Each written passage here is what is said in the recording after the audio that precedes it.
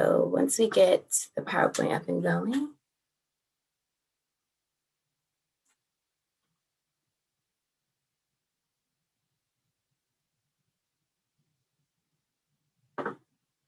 let's see. You want to go ahead and share your screen?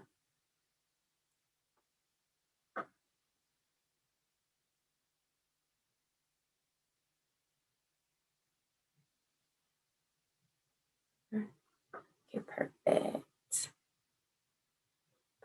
Perfect. Well, hello. Happy Thursday, everybody.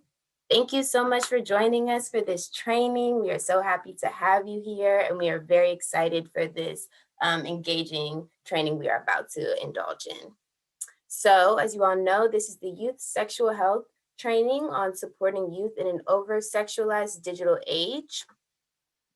Go ahead, next slide. Thank you. So just to get us started, I see you guys have already begun to utilize the chat box. That is great. Keep doing that. Let us know who you are, what organization you're with, and why you decided to join us for today's training. Let's see.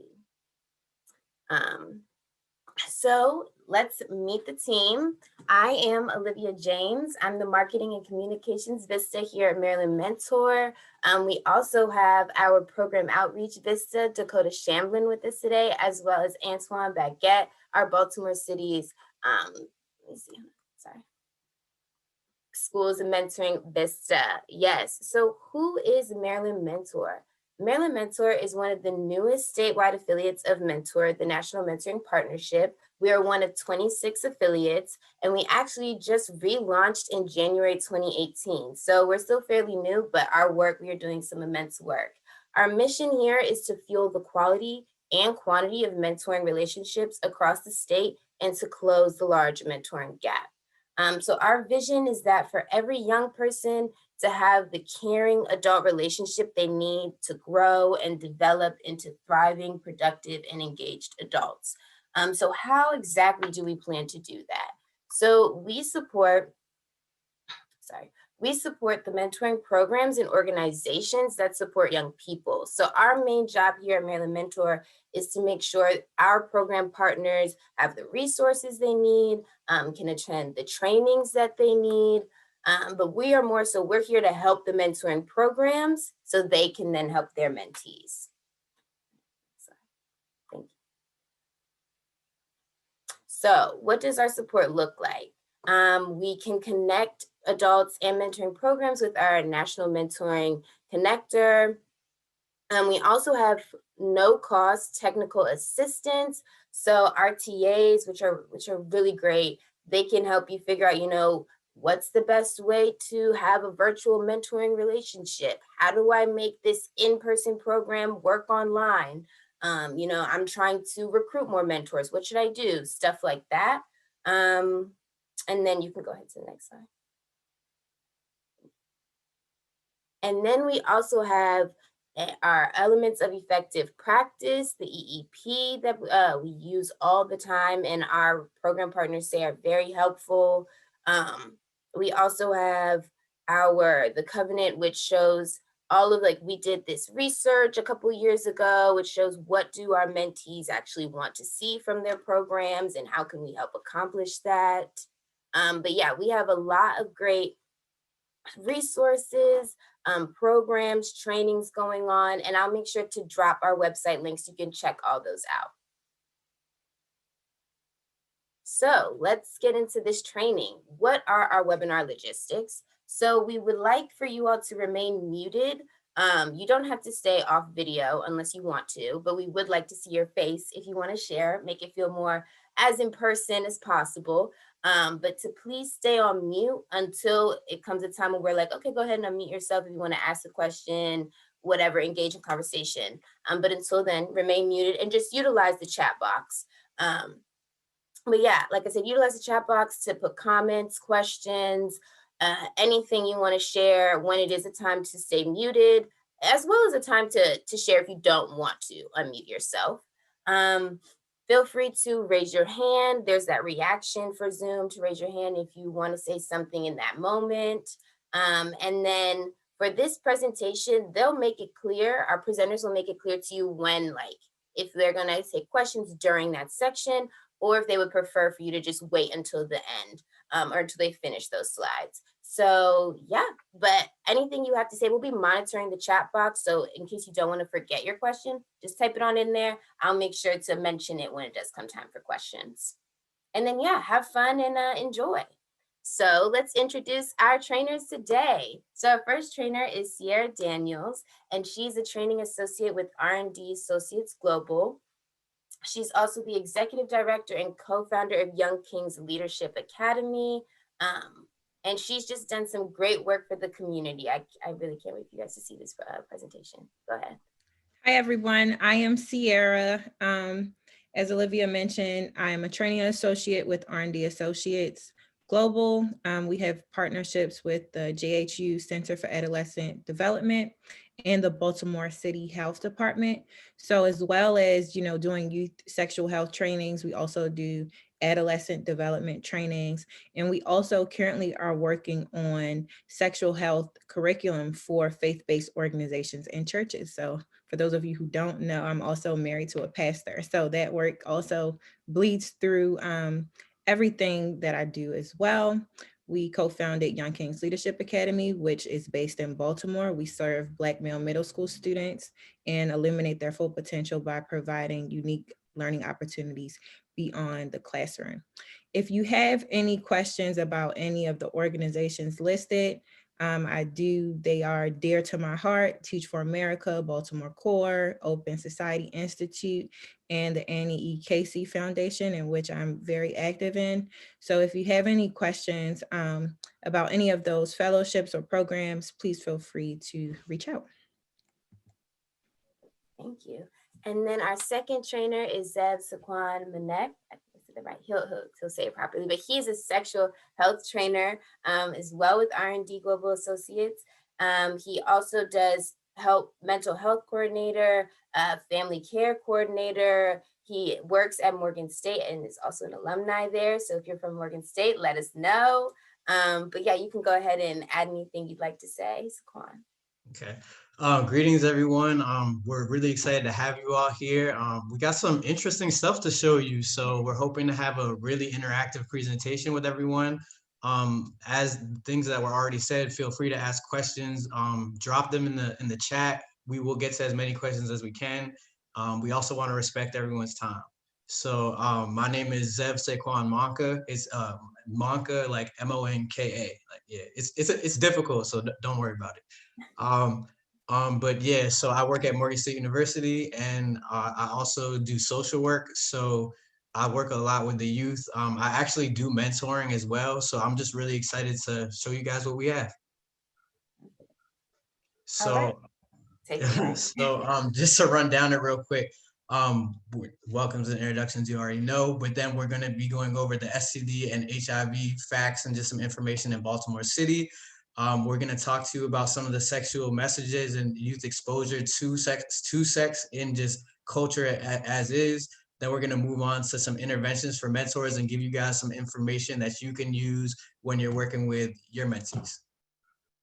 And then finally, we're going to close.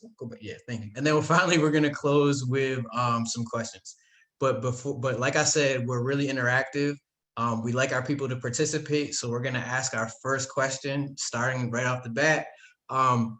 We want to know where you think the #1 STD rates are in America. Like what city? What city has the #1 STD rates in America? So if you just hold on real quick, I think we're gonna drop a poll. And if we're not dropping a poll, you can feel free to also answer it in the chat. We just wanna know what city you think has the highest STD rates in the United States.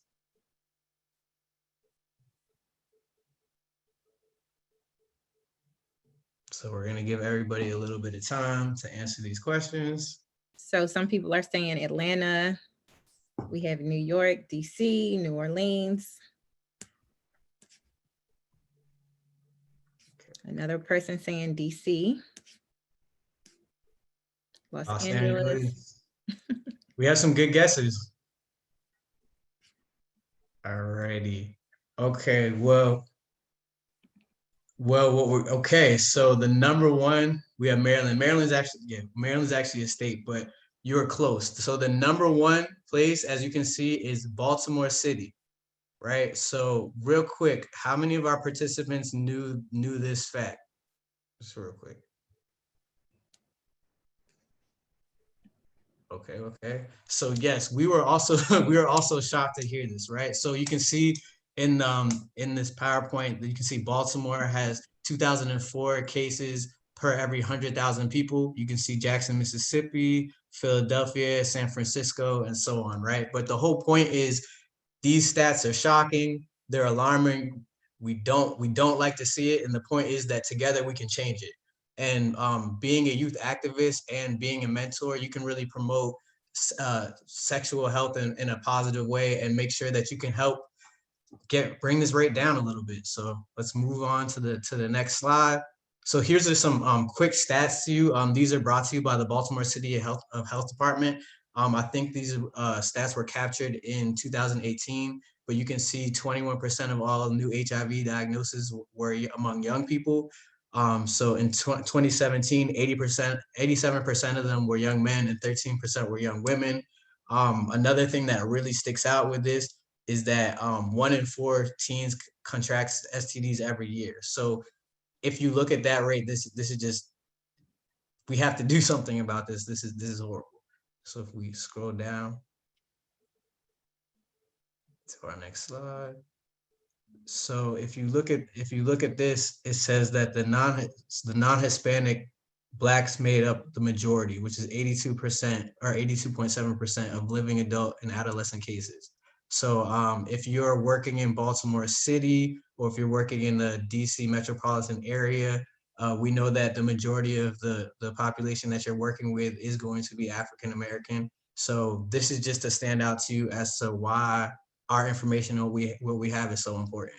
So all these slides, I think we'll have these slides available if we have some surveys that we're gonna do at the end of this presentation. And if you do those surveys, we're gonna hold the slides hostage until you all do the surveys, and then we'll give you the slides. But okay, so what I wanna ask the group is, what is your first memory of learning or being exposed to something about sex? So I need everybody to kind of travel back in time. And when was the first time that you got exposed to sex?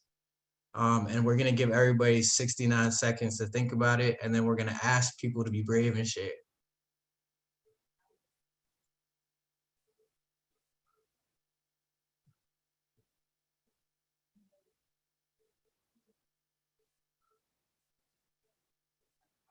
So we have some people say 5, second grade in peer conversation.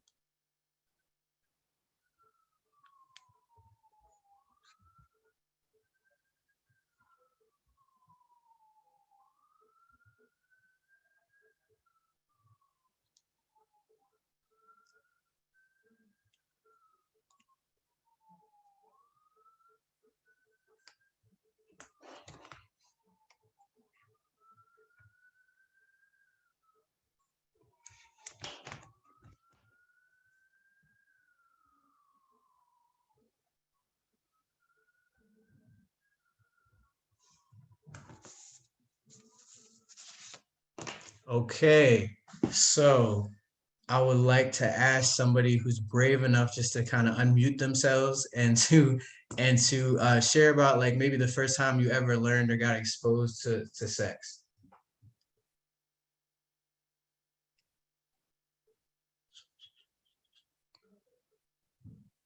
I can share. I look a hot mess, y'all. Y'all don't want to see this over here. I remember finding a book in the back of my closet. I was raised by my aunt and uncle who were Christian. So no sex until marriage and stuff like that. And I remember my cousins were there. They were adults by the time my aunt and uncle started raising me. And one of them left a book in the back of the closet that talked about the female body, reproduction, about periods and stuff like that. And that particular book had full frontal, the images of the body parts. And for some reason I was ashamed, but the way that they talked to me made it so that I couldn't talk. And then I guess later on in middle school, you know, being frisky and sneaking around with boys and stuff like that, and sneaking into the classrooms or going into the library and stuff like that. That was probably my next exposure. I didn't lose my virginity till much later in life, like 19. And I don't remember any conversations about contraception or anything like that. It was don't do it. I remember having a condom in my wallet, and my aunt automatically thought I had AIDS. It wasn't even a discussion. It was don't drink, don't touch. It was very cut and dry. And so I became scared of sex. And, you know, being in control of my own body, saying yes and no. So the way I think sometimes young people, they don't know that they have a voice, or that they can say yes or no, or how to find resources. And I wasn't allowed. I felt like I wasn't allowed. And that transferred over into adulthood and some of my behavior and how I chose my partners. Okay, It's so different now, you're so but you're that's it. you're saying that your first time like getting exposed to it or learning anything about it was finding that the book that was actually talking about the female health in a book, but it wasn't okay to talk about, and it just you weren't in a place where you could really learn from it, and it wasn't a necessarily pleasant experience, right? And we have in the chat that people are saying second grade, middle school, first grade, 6 years old. So we have to think with second grade in peer conversation, fifth grade, HBO on elementary school. So we have to think of these ages, right? Think of the ages that you're talking about, middle school age. So what we want to talk to you about is we want to identify some of the sources of these, right? And one thing that we have to say is just thinking about the first time we were all exposed to sex, we know that there's no way to completely shield or avoid sexual messages, especially in the culture that we live in today, right? So, but what's amazing is when they actually do it and how, right? So some of the sources that you get is television, of course, the internet, YouTube, social media, cartoons, their peers. So kind of the same thing that we were exposed to, except now there's more sources for information, right? So if you look here, you can see that of youth age 12 to 17, 93% of them are online. 75% have a mobile phone, and 97% play video games, right? So if you know that they have exposure all the time, right? If you think about the youth that you've encountered, how many times are they on their phone? Or maybe it's easier to think of how much time they spend off their phone, right?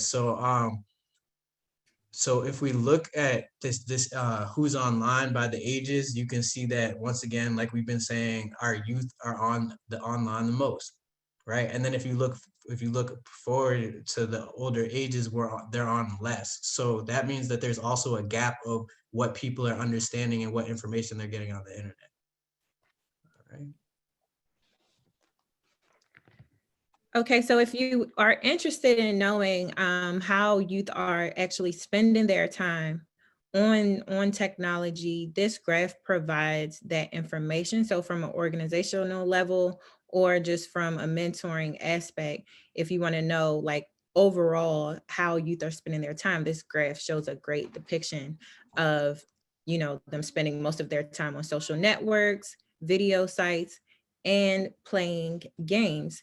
And so surprisingly, you know, those types of things have play a large role in sexual messaging as well, things like video games, which we'll get into next.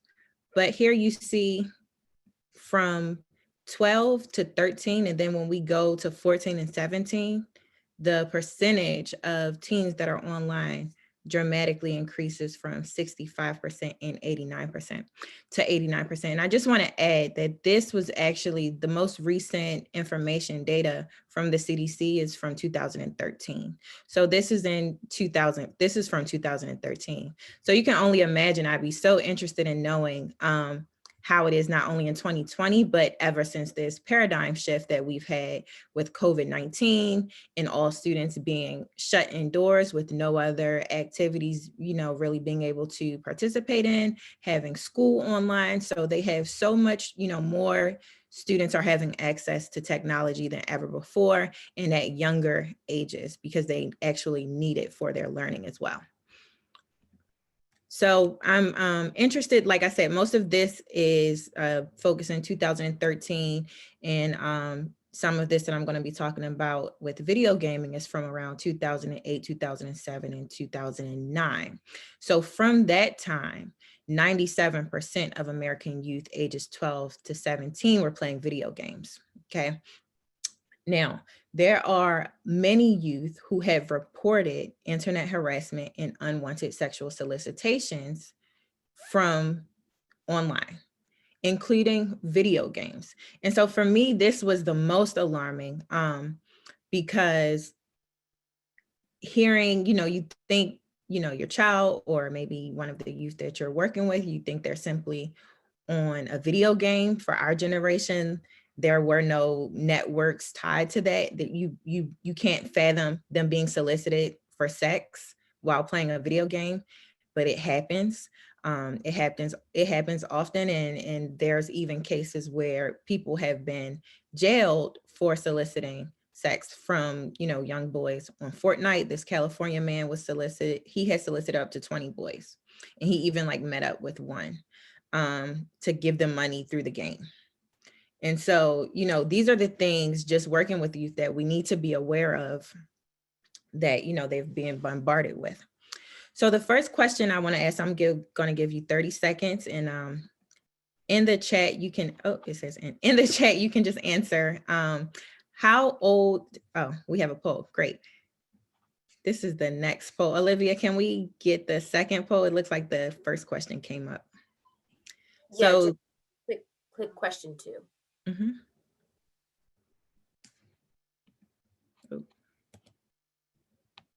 It won't let me, I think it went away. It won't let me do it. So we can just answer. Okay, here it is. Yes. How old do you think children are when they are targeted with sexual messaging? So on the poll, you can say 1 to 3 years old, 4 to 7, 8 to 12, or 13 years old and up.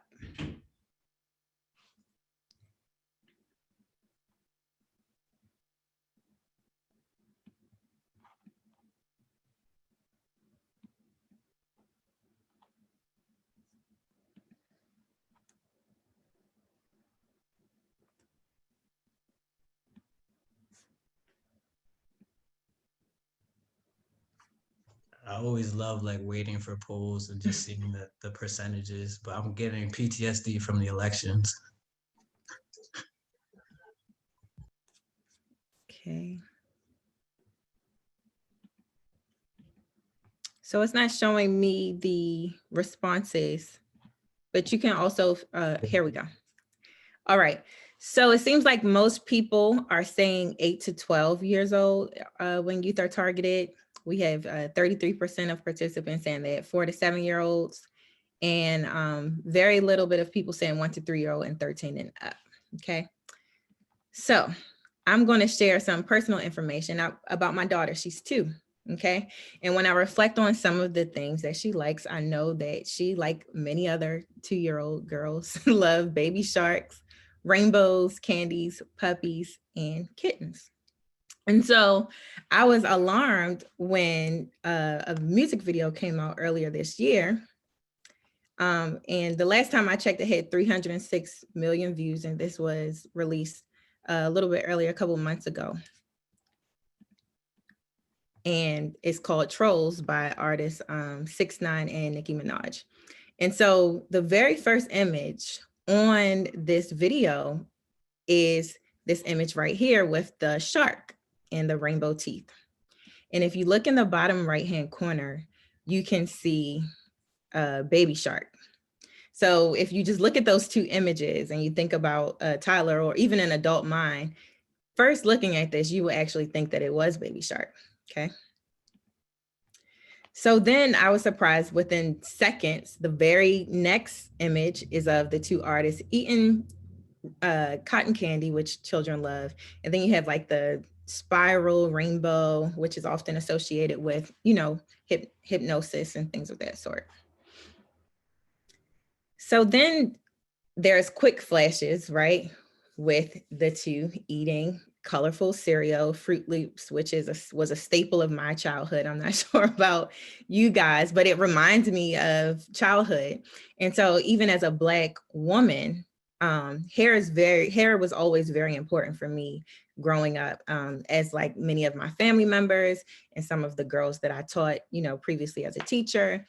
Barrettes are very, so if you look at Nicki Minaj's hair, she has a rainbow clip and she has barrettes. And so often African-American mothers will put barrettes in children's hair as a sign of innocence. And when you get the barrettes out, it's kind of like you're growing into becoming a teenager, but the barrettes really serve as a symbol of innocence and a symbol of childhood. So for her to have them in her hair is just astonishing, okay? Here we see another picture of her with the barrettes with, you know, colorful stars that adorn her breasts without anything on them. So when I was making this slideshow, I had to keep like telling my daughter to get out the room because I didn't want her to see this, because the first thing she thinks is like, oh, this is for me. You know, like, mommy, what you doing looking at that? I see like rainbows. She has rainbow hair. She has barrettes. She has stars. They're eating cotton candy. So when children are on YouTube, oftentimes when they see images like this, they normally click off if they see something that, okay, this is not for children, but something like this, they would think that it was actually, you know, for them. So next you see her with the spiral lollipop, which is also the rainbow lollipop, which is also like a staple of childhood. And in the music video, while she has the lollipop, this is also accompanied with her rubbing on her breast, shaking her butt, so in a very sexual manner. So there's very sexual connotations accompanied with, you know, slight flashes of things that would engage children. And then a kitten, like what child does not love kittens? When I was younger, we had the Lisa Frank folders and the binders, and they had the kittens on there that looks like this. And this is in their music video. So he has a baby, looks like a baby shark medallion on and holding cute little kittens. Okay, here's more images. And at this point, mind you, this is all of the images that I've shown you. We're only in a minute of the video. So here they're eating fruit roll-ups, you know, the candy, baby shark in the backdrop with the girls, you know, feeling on themselves sexually. So when we think about when we're thinking about children are targeted, this was alarming for me, and I'm sure for many others, that, wow, children are actually exposed to sexual messaging as early as 1 to 3 years old, and not 13 years old. And so the question becomes, how does this affect their psyche? How does this affect, you know, how they feel about sex? Does it make them desensitized towards it? Does it normalize, you know, sexual behavior early on? And so in looking at the music video and also the lyrics, here we can see very explicit words being used, accompanied with the references to a cartoon character, Cookie Monster. And so, and even there's a reference of STD exposure. So, you know, they get nervous when it's Nikki on the roster, somebody usher this N-word into a clinic, okay? Like a clinic associated with getting STDs and normalizing that, okay? So as I stated before, we wanna think about how students are affected by this messaging. How does it affect their ideas about sex? How does it affect what they believe, you know, they should or shouldn't do, or what they believe is acceptable? And so I wanted to share this ancient Arab fable that talks about the camel's nose. And, you know, he pitches the tent and the camel tries to warm himself from the cold desert air and asks to put his nose in, and he allows it. And then before you know it, the entire camel is in the tent. Okay. And so we want to think about how these things, and we want to usher in youth into thinking about how these things affect their decision-making and their beliefs about sex. So when we're thinking about younger children, and also I know my organization, Young Kings Leadership Academy, we give out laptops and stuff like that for COVID-19 response, or even when youth are in your programs. I know that most districts school districts, public school districts already have the guardianship controls on their computers. But now that, you know, most organizations are functioning independently, we have our own technology. So we want to ensure that these guardianship controls are also on our devices to ensure that youth aren't coming into too much contact with sexual explicit content. So the other thing that you can do, whether it's as an organization activity or with your mentee, is have students deconstruct various media and understand how it could affect their individual beliefs and eventually their behavior. So one example of this would be having an activity where students share their favorite song and then they analyze the messages that the song is conveying. You know, and I think it's mind-opening to just sit back and analyze, okay, like what is this song actually saying? Because I remember being younger and I was just listening to like the beat and I would sing the words, and looking back, I'm like, wow, I was singing these things. Where were my parents? Like, this is crazy. I didn't even know like this was talking about all of this explicit stuff. So just taking them through the process of, for them, not judging what they're listening to, but just asking them, you know, ushering through the process of just, let's examine this. Let's examine what this means. I remember my late grandmother used to say, you know, y'all listen to devil music. You know, she was a strong Christian. And she would say, you know, y'all listening to that devil music. And I thought she was crazy. I thought she was like over, you know, spiritual and everything. But, you know, despite what your religious beliefs are, if we just look at it solely from a secular lens of public and community health, of shielding STD transmission, clearly music like this at such a young age has adverse effects. Okay. So when you're working with youth as an organization or as a mentor or as a teacher, you want to really prevent yourself from judging their music. I know sometimes it's hard not to, because some of the things that you hear can be so explicit, but it's important to think about your time as an adolescent and think about some of the things that you listen to and understand that, you know, youth going through these different phases and listening to these different things is important to their identity formation. And it's just a phase, and it's more important for you to develop a relationship where they can be open. And if we think about, you know, some of the reasons why youth listen to the music that they listen to and why they enjoy it so much is because it meets them where they are. You know, it accepts them as they are. They hear about things and it answers questions that they don't even have to ask. Okay, it makes them feel good. There's nobody, when they put the headphones on and they listen to it, the music is meeting them where they are. It's not judging them. It's providing an escape. And so when we think about those aspects of the music, we want to mirror that in our interactions as mentors as well. So we want to meet them where they are. We want to accept them as they are.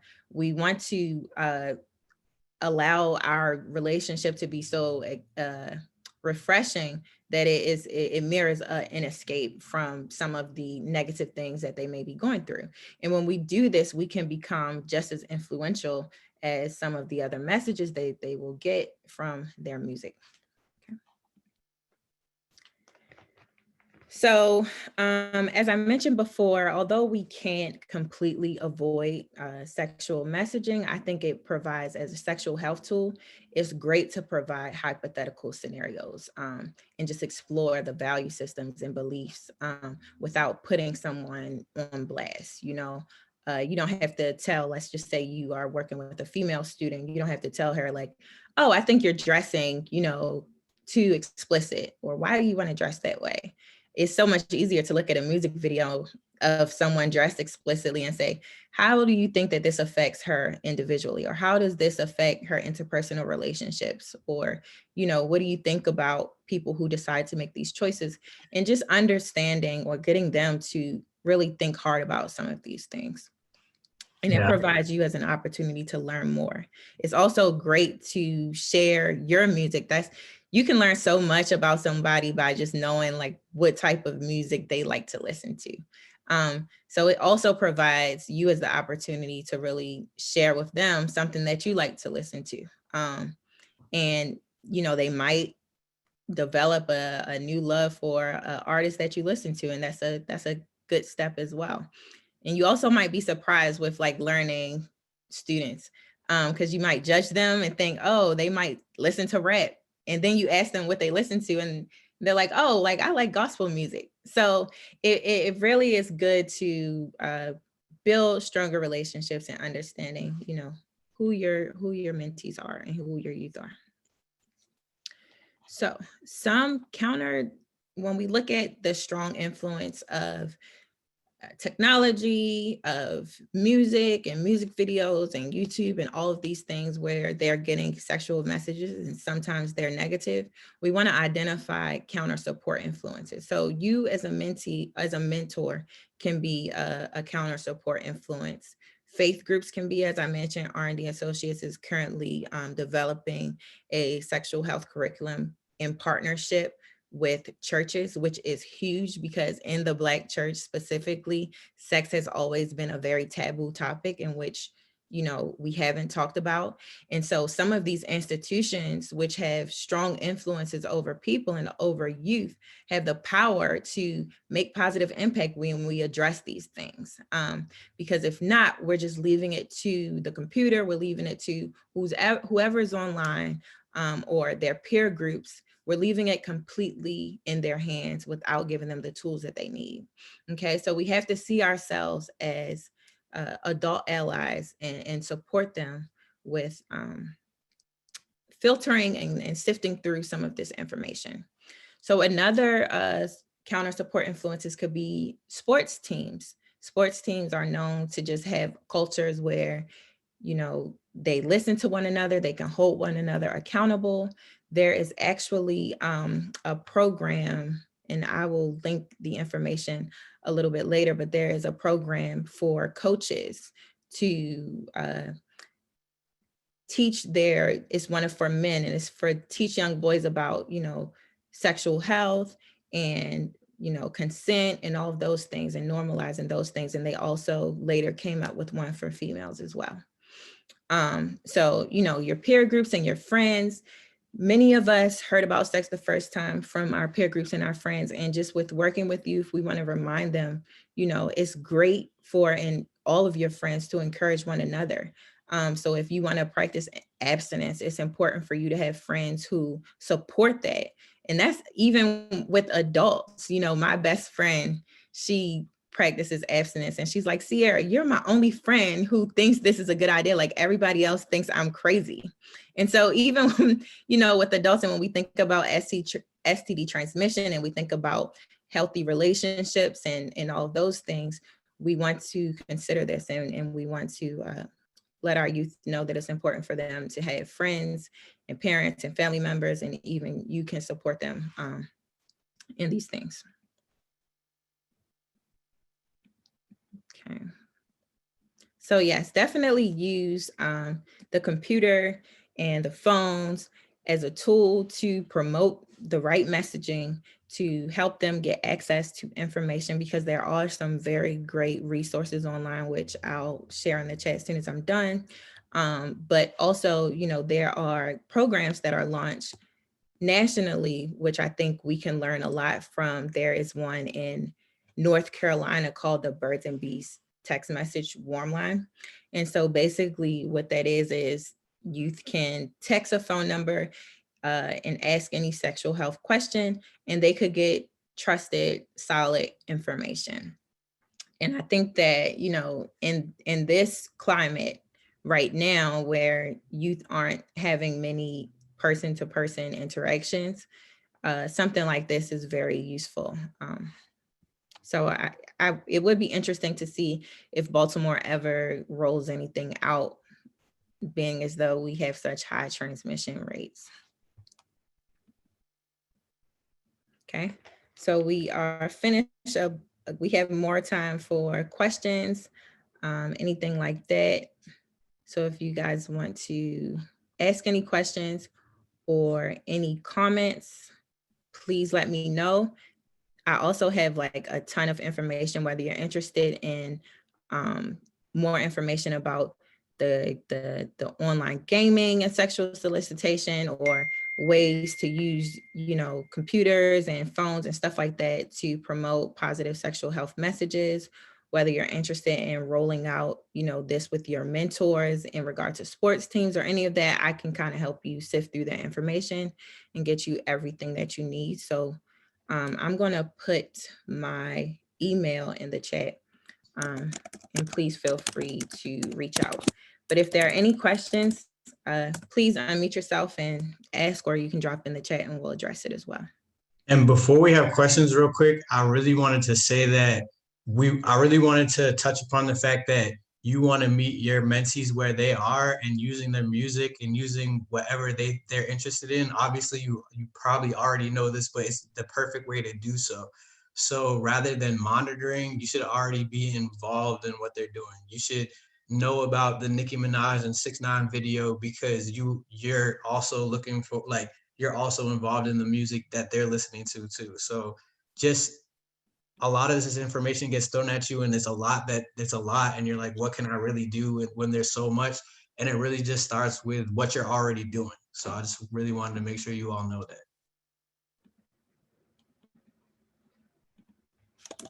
And then we still wanted you guys to take the survey. So whenever you get a chance, Sierra, to put it up, we have a QR code, so you can literally just put your phone up to the screen and it'll take you directly to the link. So we'll get that up in just a moment. And we're also throwing the link into the chat just in case you can't use that.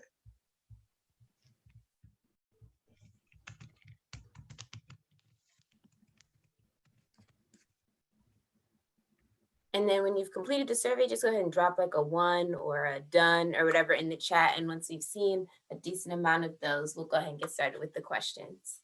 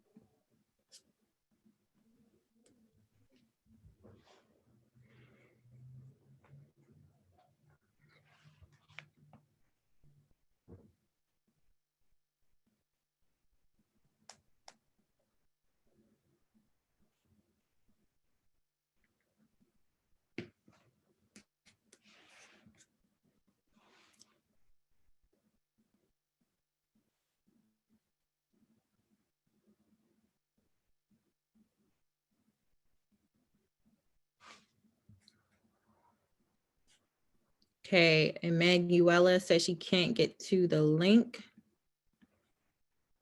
If you have an iPhone, you can also just open your camera and put it up to the screen, and then there'll be a link popping up at the top, and you can just click on that.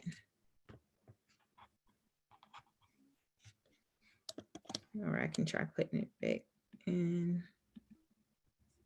What is the exact title again?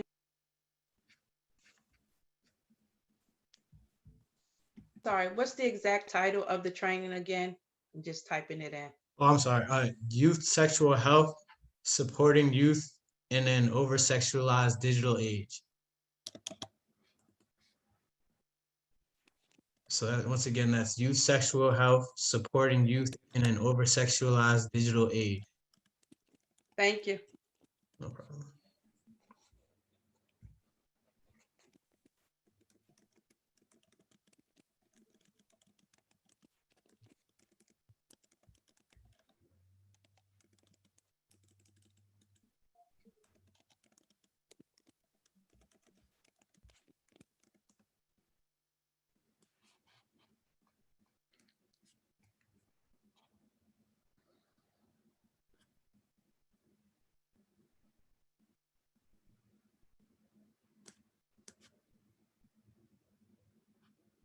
Okay, so we have a few people who have said that they're done. Do you guys want to, if you have any questions or comments, I guess you guys can share, unmute yourself, ask any questions, any Yes, comments. We'd love to I hear. can't get to the evaluation to fill it out. So we actually the link is actually in the chat now. Okay. Yeah, try the link I just dropped, the Survey Monkey. Sometimes Bitly links can just be a little tricky. So, but that's a direct link to it.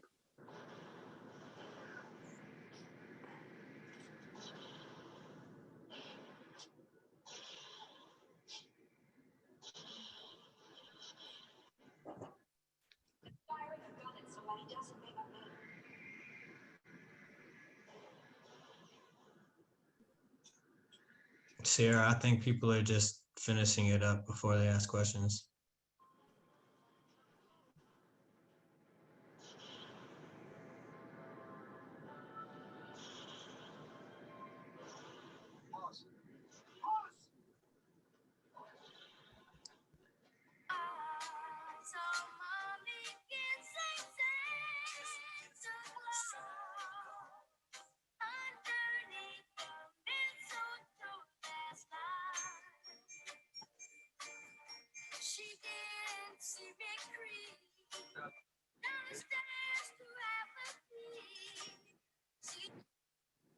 Doesn't even hurt. Yeah, it will later on, but you don't do this, don't go elsewhere if you want to be noticed. Thanks for helping me.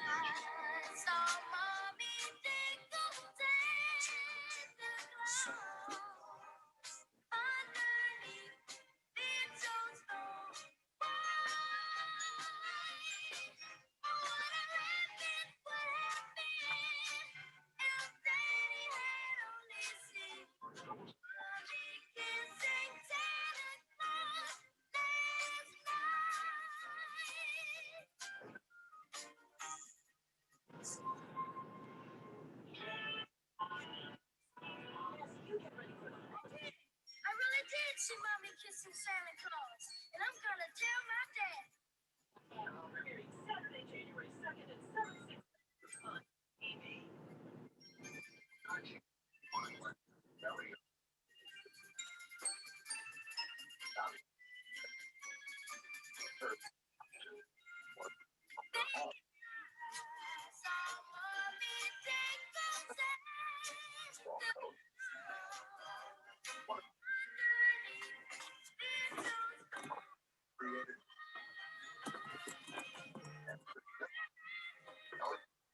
One of the first reverse mortgages. Discover if a reverse mortgage loan is right for Okay, you. so it seems like quite a few of you have done the survey. That's great. Please continue to fill it out if you are. And then if anyone had any questions that they wanted to go ahead and get started asking, feel free to unmute yourself. And then if not, then we will. And Nellie could stay in the home she loved so much, with memories that meant. We still have 30 minutes dedicated to this, so feel free to ask anything that keeps you mind throughout the training. Yeah, we're used to like running down our trainings as fast as possible so we can like be interactive and everything like that. But Obligation first mortgage loan guide. Cash and stay in the home you love. Of course, you can use it to pay some bills, cover medical costs, update or repair your home, but best of all, it eliminates those monthly mortgage payments so you get more cash in your pocket every month. Learn how you use a reverse mortgage loan to cover your expenses, pay for healthcare, preserve retirement savings, and so much more. A lot's changed since 1961. Since then, over 1 million older Americans have used a reverse mortgage loan to finance their retirement. It meant so much to Nellie. Maybe it's Call now and get your free info kit. Call 800-747-9946. I'll put this recorded and notarized and signed by 3 witnesses. I thought this was a very great training talking about the youth of today. Um, where would we kind of look and find out more information on the different statistics and things that's out there today talking about our youth, as well as do you have any information where we could ourselves, although we work in the school system, but I know they used to have Big Brother, Big Sister programs. Do they still have those programs available? Perfectly right. I forgot about that, us. Mrs. Saunders. I've looked Yeah, over Sierra. the services of the man with the 3. I'm going to drop the link to the CDC information on youth and sexual health in the digital world. I'll put, it's a comprehensive report with a lot of different resources. I'm not sure about the Big Brothers and Big Sisters programs, but I will put that information in the chat right now and you guys can feel free to access that as well. 1 second. There's also information on, there's a website called notsocool.com, and that has more information on social media information with dating abuse, digital abuse, also with healthy relationships and supporting youth when they may be in an unhealthy relationship and things of that sort. So I'll put that in there as well. And then this is the guide. I'll put the guide in there.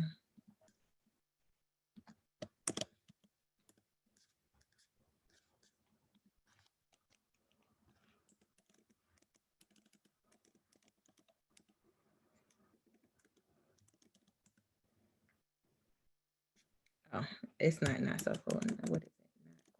So that guide that Sarah just or Mrs. Daniels just put in the chat is like 70, I think it's around 70 pages, and it has a lot of the information that you'd be looking for, a lot of easy to access information to just share and pass on. I believe you asked if Big Brother and Big Sister is still running. I'm not 100% sure about that because of COVID, so I don't want to give you any misinformation, but I do know that there's plenty of mentoring programs that are still running. A lot of them have taken on like an online interface. So there are programs if you're looking for opportunities or things of that nature.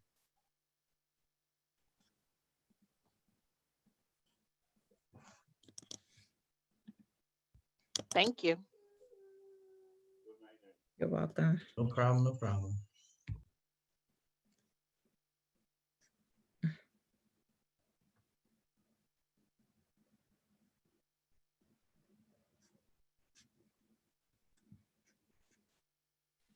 Someone I did forget to mention, someone did ask a question in the chat for you, Sierra. They said, is there a way we can be notified when you release the resources for faith-based organizations? We are a faith-based organization, and I think those resources would be really helpful. Yeah, so currently we're meeting with, we're meeting with a committee. So right now we're going through scriptural application to existing evidence-based curriculum. You can email me directly and I will keep you posted on when we roll out the first stage of implementation. So definitely email me. I'll put my email up again in the chat. It's sierra.daniel2@gmail.com.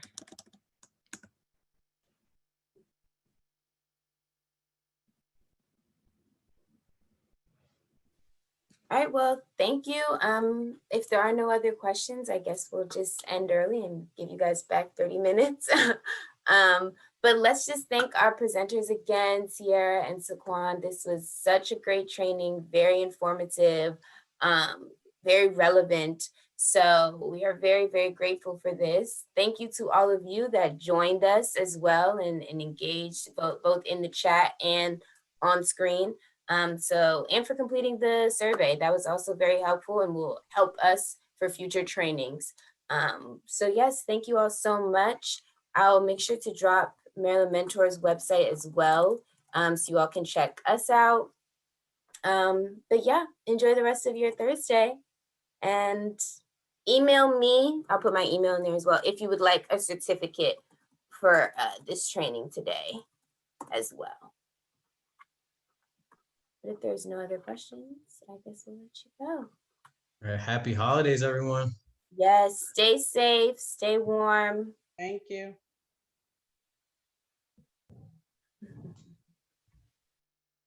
Happy holidays.